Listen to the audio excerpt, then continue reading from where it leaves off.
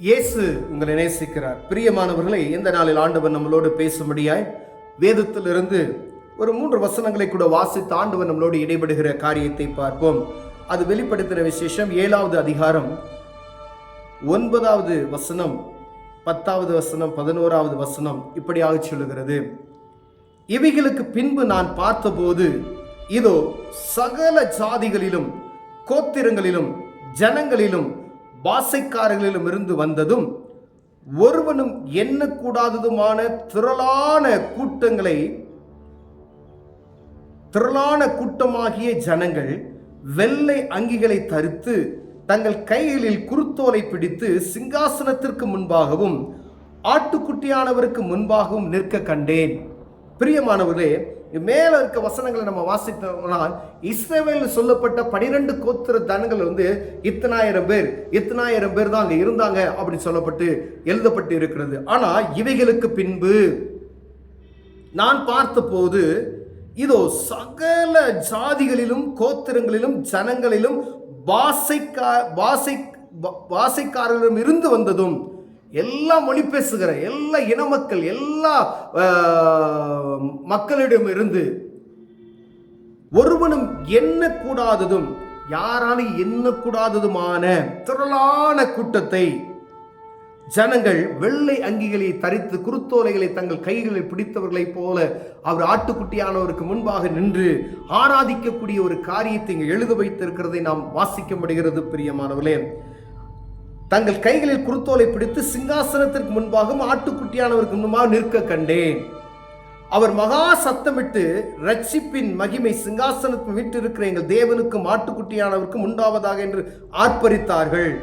தூதர்களும் யாவரும் சிங்காசனத்தின் மூப்பர்களையும் 4 ஜீவன்களையும் சூழ நின்று சிங்காசனத்திற்கு முன்பாக முகங்குப்புற விழுந்து தேவனை தொழுது கொண்டு, ஆமேன், எங்கள் தேவனுக்கு துதியும் மகிமையும் ஞானமும் ஸ்தோத்திரமும் கனமும் வல்லமையும் பலனும் சதா காலங்களும் உண்டாவதாக, ஆமேன் என்றார்கள்.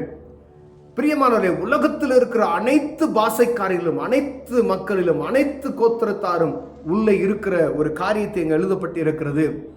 ஆனா குறிப்பிட்ட ஒரு இன மக்கள்ல, இந்த இஸ்ரவேல் ஜனங்கள்ல ஒரு குறிப்பிட்ட 12,000 ஆனா இங்கு உலக மக்கள் அழைக்கப்பட்டவர்கள், தெரிந்து கொள்ளப்பட்டவர்கள் என்று சொல்லப்படும். தெரிந்து கொள்ளப்பட்டவர்கள், அழைக்கப்பட்டவர்கள் அநேகர், ஆனா தெரிந்து கொள்ளப்பட்டவர்கள் சிலர் அப்படி சொல்றாங்க. ஆனா இங்கு சொல்லப்படுகிறது, தேவ சமூகத்துல அவருக்கு முன்பதாக இருக்கக்கூடிய ஒரு கூட்டம் வேறு, குருத்தோலை பிடித்து வெள்ளங்கியை தரித்து மனிதனால் எண்ணக்கூடாதமான பெரிய ஒரு ஜனக்கூட்டத்தை நான் காணுகிறேன். மணலத்தனையாய் எண்ணக்கூடாதது.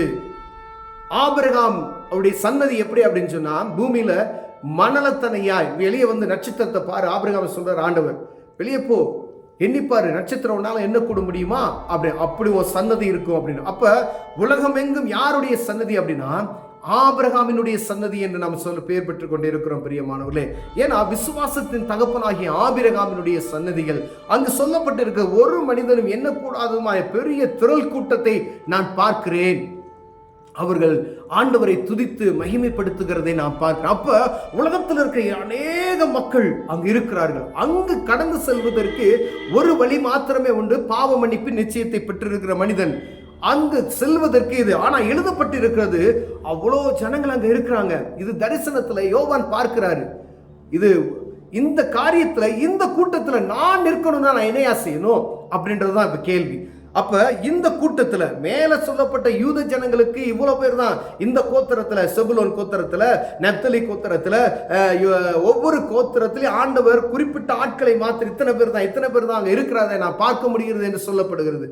ஆனா இதற்கு பின்பதாக அப்படின்னு சொல்லிதான் ஒரு பெரிய ஜன கூட்டத்தை, மனிதனால் எண்ணக்கூடாத ஒரு பெரிய கூட்டத்தை ஆண்டவர் என்ன செஞ்சிட்டாரு, அப்ப அவருடைய பிள்ளைகளாய் ஏற்றுக்கொண்டு இருக்கிறார். பிரியமா, ஒருவேளை இங்க நம்ம பார்த்து கொண்டு இருக்கிறோம், நம்ம அவங்க இவங்க அப்படி சொல்லி வேணாம், மொழியில மாற்றங்கள் இருக்கலாம். ஆனா அங்கு எல்லா பாசைக்காரர்களும் அங்கு வந்திருக்கிறாங்க, எல்லா இனத்தாரும் எல்லா கோத்திரத்தாரும் அங்கு வந்திருக்கிறதை இங்கு எழுதப்பட்டு இருக்கிறது. பிரியமானவர்களே, அங்கு நான் என்ன அங்கு கடந்து செல்வது, இது நடக்க போகிற காரியத்தை முன்கூட்டி யோவானுக்கு ஆண்டவர் வெளிப்படுத்தினது. பத்மு தீவில அவர் இருக்கும் பொழுது அவருக்கு வெளிப்படுத்தினதை தான் எழுதப்பட்டு இருக்கிறது. பிரியமானவர்களே, நடக்கும், இது உண்மையாகவே இது நடக்கும். இது சத்தியம், இது தீர்க்க தரிசன வார்த்தைகள். இந்த வார்த்தைகளுக்கு செவி கொடுத்து அந்த ஆண்டவருடைய சமூகத்துக்கு முன்பதாய் நான் நிற்பதற்கு நான் தகுதியுள்ளவனாய் ஆகும்படிக்கு நான் இந்த பூமியில நான் என்ன செய்யணும் என்பதை மாத்திரம் நான் அறிந்து கொண்டால் போதும். உலகத்துல நம்ம பொருள் சேர்க்கலாம், எல்லாம் சேர்க்கலாம், இது ஒரு பக்கம். அன்றான்ற வாழ்வைக்கு நமக்கு தேவை, இது பொண்ணு வேணும், பொருள் வேணும், உடை வேணும், அண்ணனு தினப்போ நம்ம சோம்பேறி ஆகிவிடாத கூடாதபடிக்கு உழைத்து சம்பாதிக்க வேணும் என்கின்ற ஒரு கற்பனை ஆண்டவர் நமக்கு வைத்திருக்கிறார். இப்போ உழைத்து சம்பாதிந்தா ஏதேன் தோட்டத்தை விட்டு வெளியே தள்ளி விடுறார். போ, உன் ரத்த வேர்வை என்ன செய்யணும், நீ பூமியில விழுந்தாதான் நீ சம்பாதிக்க முடியும்னு சொல்லி தான் அனுப்பிச்சு விடுறாரு. ஆனா இவைகளின் மத்தியில பரலோகத்திற்கு ஏற்ற ஒரு குணநலம் எனக்குள்ளும் உங்களுக்கும் உண்டாகும்படியா ஆண்டவர் இங்கு எழுதப்பட்டு இருக்கிறது. பிரியமானவர்களே, அங்கு கடந்து செல்வதற்கு இந்த உலகத்தினுடைய சூழ்நிலை அப்படியே போய்விட முடியுமா? முடியாது. ஒருவேளை இன்னைக்கு மரித்து போகிற மனிதன் அவங்க இளைப்பாறுதல் ஸ்தலத்தில் இருப்பாங்க. ஆனா ஆண்டவர் வரும்பொழுது அவர்கள் மரித்தவர்கள் முதலாக எழுந்து வருவார்கள் என்று சொல்லப்படுகிற நியாய விசாரணை நடக்கும். அப்ப நான் செய்த காரியங்களை ஆண்டவர் வெளிப்படுத்துவார். ஒருவேளை நீ என்ன குற்றம் செய்திருந்தாலும், இந்த நாள் வரைக்கும் என்ன பாவம் செய்திருந்தாலும் சரி, என்ன குற்றம் செய்திருந்தாலும் சரி, அதை மன்னிப்பதற்கு அதிகாரமுடைய தேவன் அவரே. ஒருவேளை நான் பாவம் மன்னிப்பேன், அந்த ஒரு கடல்ல போய் நான் குளிச்சுட்டு வந்துட்டேன், பாவம் போயிடுச்சு, இல்ல நான் ஒரு பலி செலுத்திட்டேன், ஒரு ஆட்டுக்குட்டியை வெட்டி கடவுளுக்கு நான் பலி செலுத்திட்டேன், அது நிமித்தம் என்னுடைய பாவம் நீங்கி விட்டு நான் அறிந்திருக்கிறேன். ஏன்னா மூதாதையர்கள் அப்படிதான் செய்து வந்தாங்க. ஆடுகளை வெட்டுவார்கள், கோழியை வெட்டுவார்கள், மாடை வெட்டுவார்கள், பலி செலுத்துவார்கள். ஏன்னா பாவ மன்னிப்பு நிச்சயத்தை பெற்றுக்கொள்வதற்கு மனிதனுடைய பாவம் பொல்லாததா இருந்ததுனால பலி செலுத்துவார்கள். ஆசாரியர்கள் அதை அவர்கள் கடைபிடிப்பார்கள். பிரியமான, ஆனா இயேசு கிறிஸ்து வரும் பொழுது உலகத்தில் இருக்கிற அனைத்து மனிதர்கள் ஒரே பலியாக தன்னை ஒப்பு கொடுத்தார் என்பதை நாம் அறிந்து கொள்ளும்படி அழைக்கப்படுகிறோம். ஏன்னா மனிதனுடைய பாவம் பொல்லாததா இருக்கிறது.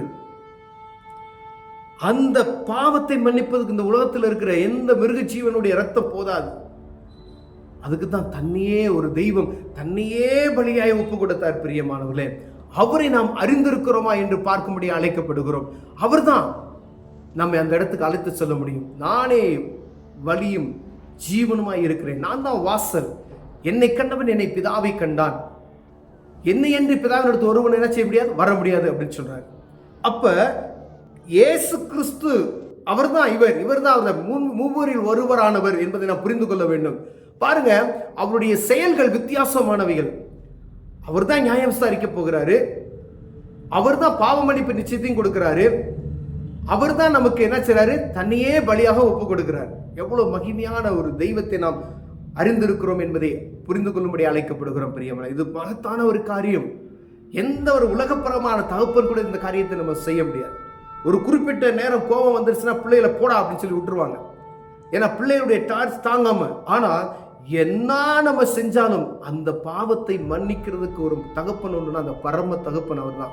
வானத்தையும் பூமியும் உண்டாக்கினவர். அப்படிப்பட்ட தெய்வத்தை நாம் அறிந்திருக்கிறோம்.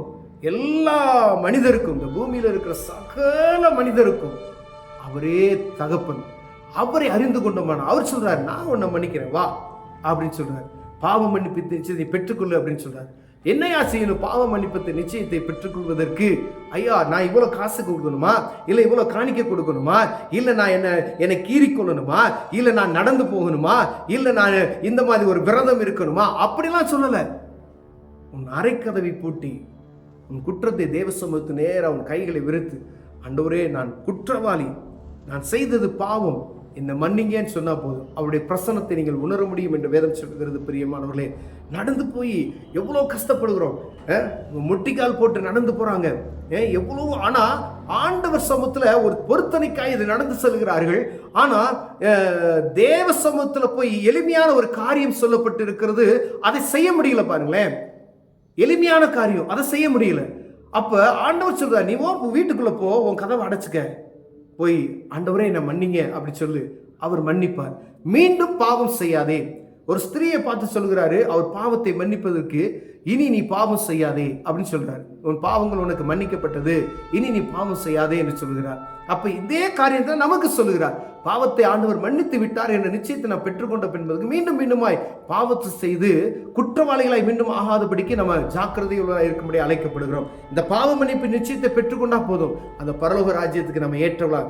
இங்கு சொல்லப்பட்டுகிற எண்ணக்கூடாத ஒரு ஜனக்கூட்டம் அங்கு இருக்கிறது என்று சொல்லப்பட்ட அந்த கூட்டத்தில் நானும் நீங்களும் இருக்கணும் அப்படின்னு சொன்னா, இந்த பூமியில பாவ மன்னிப்பு நிச்சயத்தை பெற்றுக்கொள்ளணும் பிரியமா. ஏன்னா இது கடைசி காலம் என்பதை நாம் அறிந்து கொள்ளும்படி ஆண்டவர் விரும்புகிறார். ஐயா அங்கு நம்ம நினைக்கலாம் வேற, அவர் இயேசு வரப்போகிறார் எங்கோ சொல்லி சும்மா கத்திக்கிட்டு இருக்காங்க அப்படின்னு நினைக்கலாம். ஆனா ஒரு நாள் வரப்போகிறது.